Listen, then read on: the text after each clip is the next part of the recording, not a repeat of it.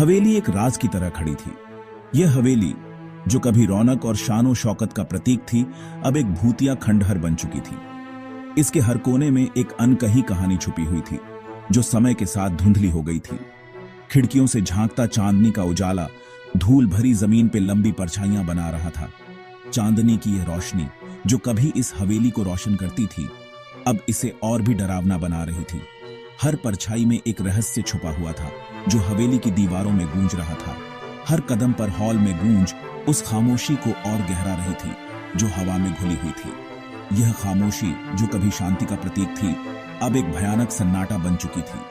हर कदम की आवाज जैसे किसी भूले हुए समय की याद दिला रही थी। नवंबर की सर्दी से भी ज्यादा ठंडी हवा पत्थर की दीवारों से रिस रही थी, जैसे यह हवेली अपने अंदर की ठंडक को बाहर निकाल रही है।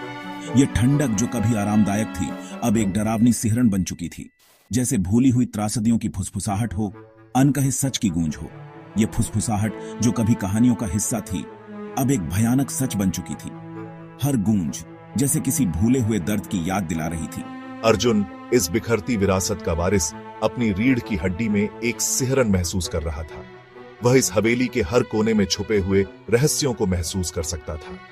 उसकी आंखों में डर और उलझन साफ झलक रही थी।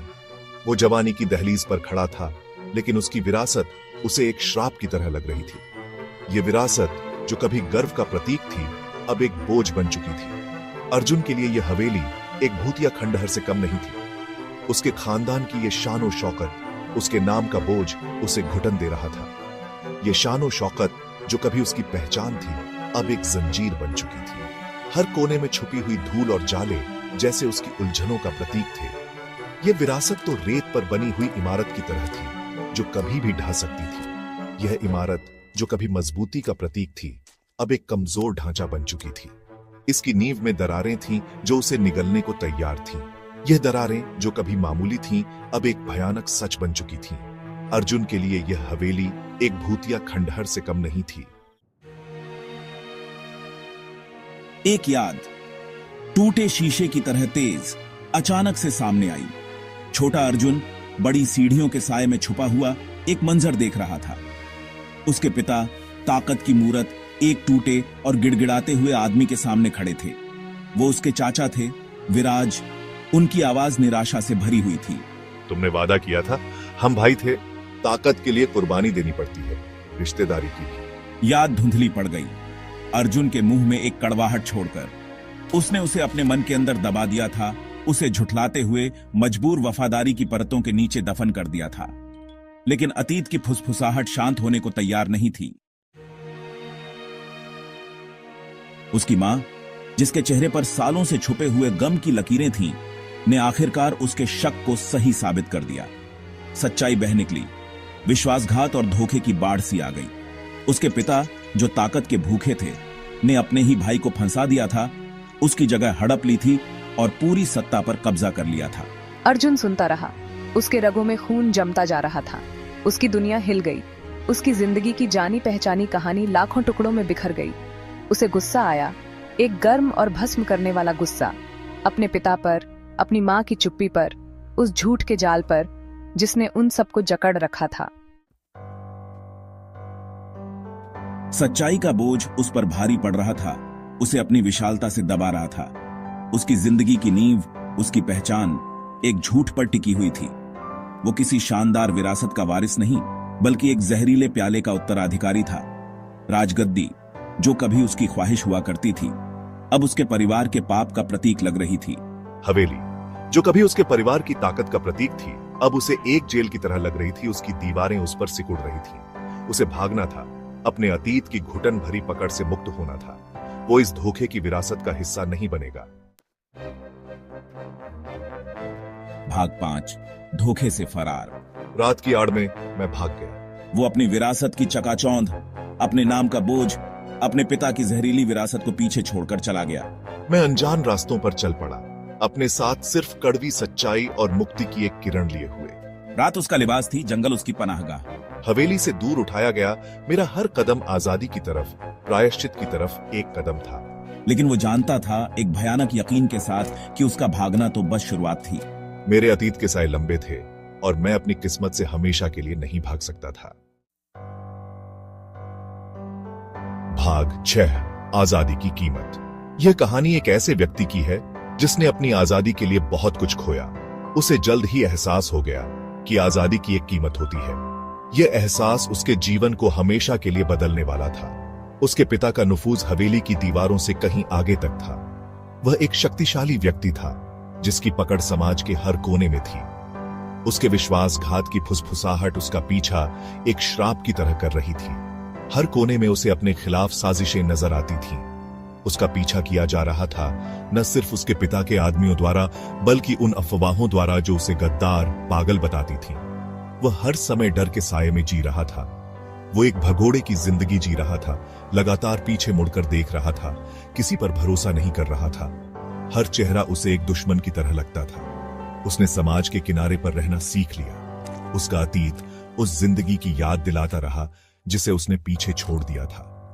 वह अक्सर उन दिनों को याद करता था जब वह सुरक्षित और खुश था। फिर भी अपनी निराशा की गहराई में भी वो सच्चाई को उजागर करने की उम्मीद से चिपका रहा, धोखे के इस चक्र को तोड़ने की उम्मीद से।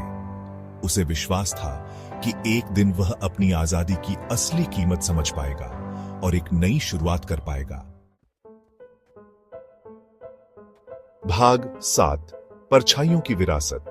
जैसे जैसे वो अपने परिवार के अतीत की भूल भुलैया में और गहराई से उतरता गया, उसे एक विरासत का पता चला जो उसकी कल्पना से कहीं अधिक अंधेरी और जटिल थी। महत्वाकांक्षा और विश्वासघात से जुड़ी पीढ़ियां, हर पीढ़ी प्यार और वफादारी का बलिदान ताकत की वेदी पर देती रही।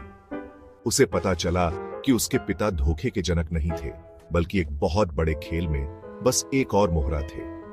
षड्यंत्र की जड़ें बहुत गहरी थीं। उनके समाज के ताने बाने से जुड़ी हुई थीं। उनकी दुनिया की नींव को हिला देने की धमकी दे रही थीं। भाग 8 नाग का फन। अर्जुन को एहसास हुआ कि इस चक्र को पूरी तरह से तोड़ने के लिए उसे नाग का सामना उसके फन पर करना होगा। उसे सच का पर्दाफाश करना था, न सिर्फ अपने पिता के बारे में, बल्कि धोखे की उन पीढ़ियों के बारे में जिन्होंने उन्हें इस मोड़ पर ला खड़ा किया था। वो जोखिम जानता था। वो एक ऐसे दुश्मन का सामना कर रहा था जो उससे कहीं अधिक बूढ़ा था, कहीं अधिक शक्तिशाली था। लेकिन वो अब वो नासमझ वारिस नहीं था जो अपने विशेषाधिकार और कर्तव्य से अंधा था।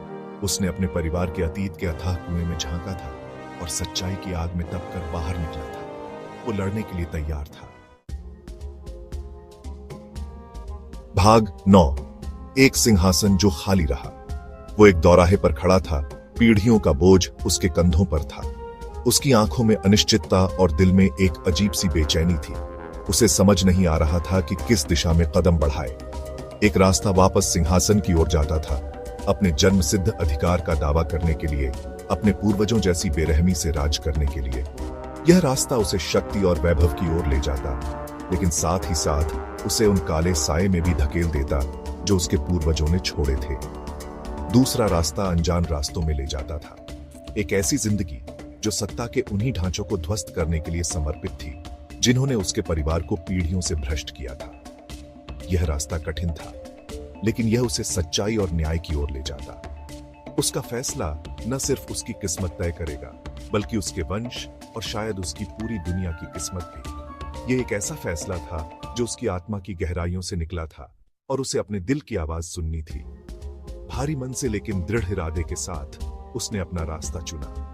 उसने तय किया कि वह उस रास्ते पर चलेगा जो उसे सच्चाई और न्याय की ओर ले जाएगा, भले ही वह रास्ता कितना ही कठिन क्यों न हो। सिंहासन जो कभी उसका जन्म सिद्ध अधिकार था, खाली ही रहेगा।